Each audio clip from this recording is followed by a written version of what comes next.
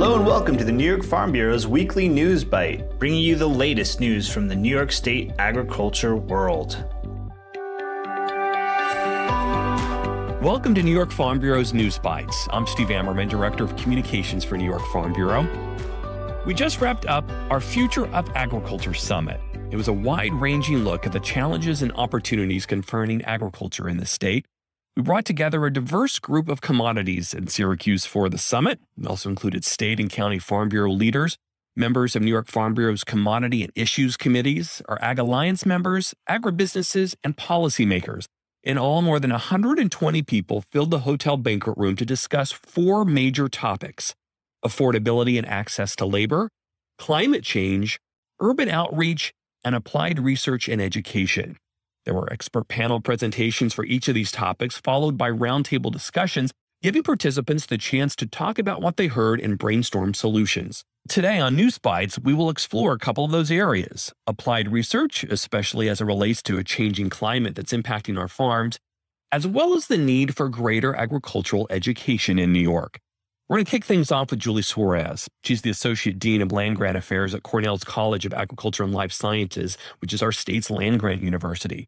We started the conversation with her asking about why applied research is so important to local agriculture as we confront climate change. I think overall the main message that I'm trying to convey is just how important local farms are in New York State and in the Northeast, because the science can show us projections and they can show us real data. But the reality is farmers are really on the front lines of the climate debate. And particularly in New York, we have two main opportunities. One is to hopefully get paid for ways we can mitigate greenhouse gases and sequester carbon in soils. Two, we have the opportunity to really sustainably intensify our croplands so that we can feed more people. And that kind of seems a little bit contrary to what most farmers are thinking about and dealing with right now in the current economic climate. But as we look at the science, as we look at water availability, as we look at the climate change projections for how our lands are heating up, we know that in New York and in the Northeast, we're going to have increased growing degree days. We're going to see a lot of challenges from climate, increased pest pressure, early season warm-ups, late season frosts. So there's going to be challenges, but most importantly, we're going to have water. And so if we think about farming in the future, that water advantage is going to be key to all of New York and Northeast agriculture. And I'm really hopeful through conversations like this that you're having at Farm Bureau that you can take those into the policymakers of the future so that we can talk about the types of investments New York farms and Northeast agriculture needs. Because if there was ever a time when we need to be thinking about as a society is how important our farms are in New York, this is that time. Not only do we need to develop scientific certainty, verifiable and permanent ways to sequester carbon and to mitigate greenhouse gas emissions, we need to make sure that those innovations are based in the real world that farmers are living in and trying to grow their crops. And so that's one of the fundamental missions of Cornell Cows right now, is to try to help develop the innovative new tools, technologies that will help farmers adapt to climate change, new plant varieties, as well as mitigate greenhouse gas impacts, methane, nitrous oxide, and importantly, develop those climate-forward solutions that will help farmers use naturally based techniques to store and sequester carbon in soils. One of the advantages to having a land grant system in this nation at Cornell is that we're designed to hopefully take some of the risks out of the coming transition. And so I can't thank New York Farm Bureau enough. I can't thank our senators and assembly members, Senate Ag Committee Chair Hinchey, Assemblywoman Donna Lupardo, the governor, and New York State Ag and Markets for maintaining that partnership. And this year we had a little bit of a capital bump where we're going to be able to take our research farms and operations, our dairy operation, and make some of these, what I'm going to say is maybe sort of risky investments before farmers in New York State actually apply these on their fields. And so one of the key missions that we have is to try to test those climate innovations now so that if there is a decrease in yield, if there is a decrease in the milk production per cow from something that, we dreamed up in a lab, the farmer is not going to take that risk. Applied research, including what is happening at Cornell, will be important to addressing many of the environmental and economic challenges facing New York agriculture.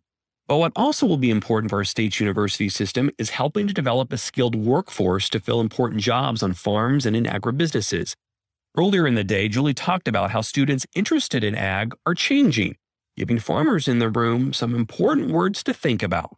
we have an awful lot of students who are coming in to study what we refer to as our big five ag majors. So I'm thinking about animal sciences, particularly dairy sciences, plant sciences, ag economics, and entomology. So we think about those five majors, and you might think that over the past decade or so, we've seen a decrease in the student body, and that's actually not the case at all. If you look at the amount of students we're admitting in kind of the big five majors at Cal's, the student interest has started to skyrocket. It's really been phenomenal, where we now have, and I'm going to mix this up slightly. So we have, I think, 30 incoming ag sciences student majors. It's really fabulous. But what we're seeing is a big shift in where these students are coming from. It's really important that in this room, we all know about this, because in the workforce panel, we talked about where are we going to get the people of the future, right? So our demographics today in our big five ag majors are more than 60% women students coming in.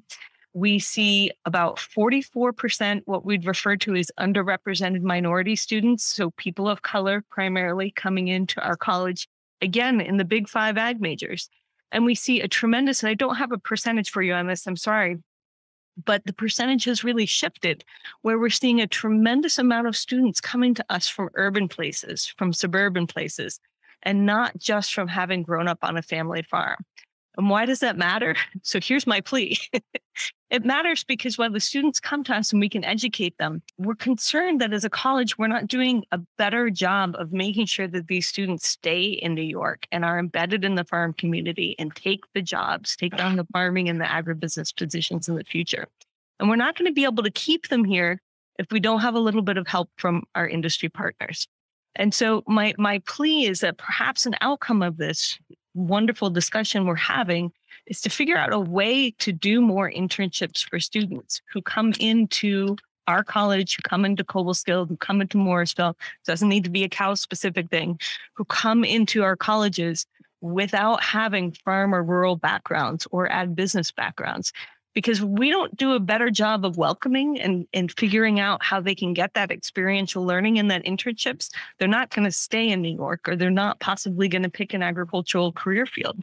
So my plea is that now that you know how our student body is changing, and what we take some optimism in looking at how much an interest there is in agriculture from society at large, let's all try to think constructively about how do we develop those internship programs.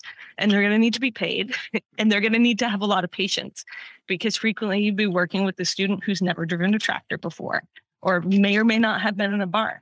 So I recognize that this ask is a really significant one to make, and you need to think about it in the context of your own farm operation.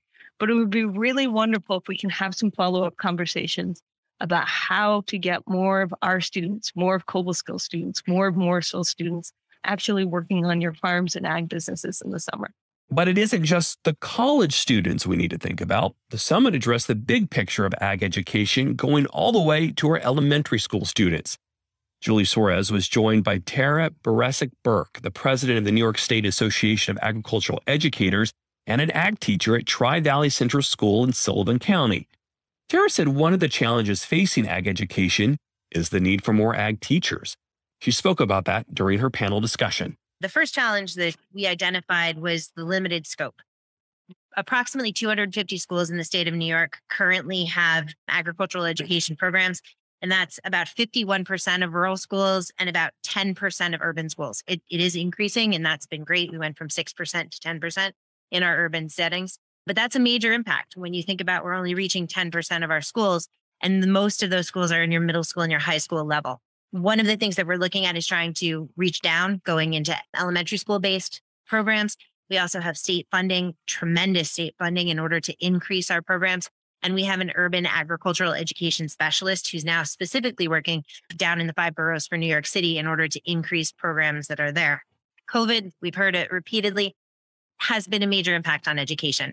Kids, one, didn't come to school, but two, it limited the amount of times that we could actually meet with people like farmers, or going out to farm tours, or doing things like field trips. That's a negative impact on an agriculture program that's based on hands-on education. And that, thankfully, is starting to come back. I appreciate the people in my area who learned how to use computers and learned how to do Zooms and did farm tours. because for a lot of those older farmers, that was a huge, huge learning curve. But it also allowed my students to have different correspondence with people. Transportation is a major impact in rural agriculture. I have phenomenal students who would love to go and work on farms, 9th graders and 10th graders. If their parents can't drive them, they can't get there. And that's a major problem. You're looking at a need for people to work. Well, we have the people who want to work. It's just they can't necessarily get to those locations. So if we can figure out ways to mingle transportation or have that there, that's helpful. And the other thing that we're looking at in agricultural education, and it goes with that 6.4 that I said, is the need for teachers. On a national level, there were 996 open ag positions as of 2021. That may not seem like a lot of positions, but a lot of times when you have an open agricultural education position, they close that position or in that school. They're not mandated positions. So if you have an opening for more than a year, a lot of times they'll just do away with the program. New York is doing a very good job in trying to recruit new teachers to come in. We actually have 3 master's programs, Cornel, Ithaca, Oswego, and now Empire State College. And those are wonderful. They've made COVID certification programs that can happen. There's some transformational certification programs. So if you're in industry and want to come to education, those are also happening. But we need people interested in the profession so that we can continue to get people interested in agriculture. And that goes across the state. Well, we continued our conversation with Tara after the panel.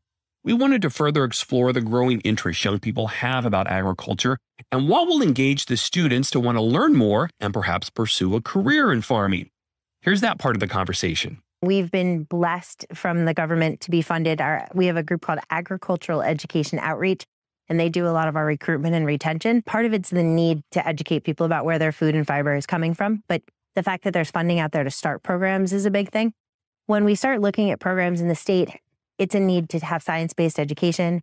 It's a need to have students have career success and jobs. And it's also leadership. We really promote leadership and want kids to have that hands-on education.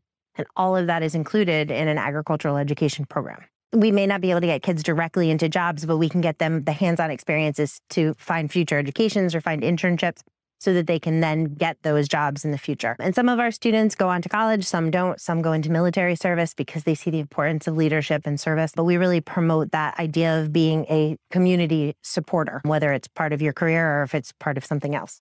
COVID definitely changed what kids wanted. To begin with, kids, they wanted leadership experiences. They wanted to be able to travel and they wanted to be able to see new things. And COVID stopped a lot of those things. So being stuck behind a computer screen, I think made some students really appreciate learning and having that hands-on learning experience. My students at Tri-Valley couldn't wait to get back in the classroom and have normalcy. And I think that that's been a major contributing factor for some of the growth that we're seeing in programs and some of the interest from students.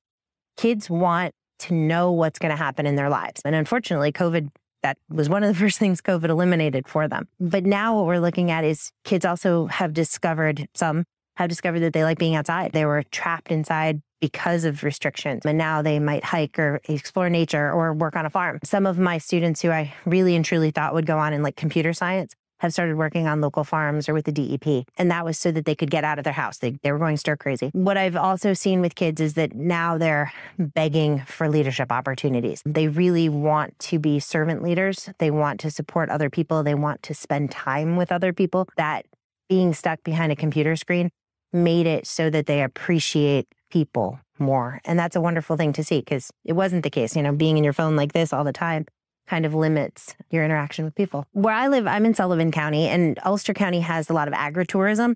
So I'm thinking of a farm called Kelder's Farm, and they have like a jumpy house, but they also do pick your own apples and pick your own strawberries and vegetables. Anytime that a farm can welcome people to their location, they help to create appreciation and understanding. There's so much mixed message on social media that when you can get anybody, doesn't matter what age group, out to that location and actually see what's being done, you help to develop an understanding. Agricultural education helps with that. 4-H helps with that. But developing that appreciation creates a civic-minded person. If we can create people who appreciate agriculture, we can dispel a lot of the myths that are out there. With farmers, I live next to a beef farm in Sullivan County, and the beef farm that I live on welcomes people to their farm. They do tours of the farm. They've done video segments on it. They actually do cooking with the beef, which is pretty cool. So those kind of things get people excited and also support local purchasing. The more local purchasing you can have, the more likely you are to keep some of these farm operations alive. The other thing is educate people. Come to farmers markets, have booths at farmers markets. A lot of times your farmers markets are pulling in city people, and they're pulling in people from urban areas who see fresh and healthier foods. Whether they are or not is, up for grabs. But if you can educate these people about your lifestyle, that also helps that appreciation. I did not grow up on a farm. I am definitely a convert, but it's an important thing for me to understand and for me to teach my students, because I want them to leave my program either going on in a career, which is wonderful, but I also want them to be better people, and understanding, where they're coming from and why they need to support other people is important in that respect. A big thanks to Tara and Julie for their insights. Well, next week, we will continue the discussion around the Future of Ag Summit. And it isn't just about finding a future workforce, but also retaining those we already have in New York. Thanks for listening today. And remember to always thank a farmer for all that they do.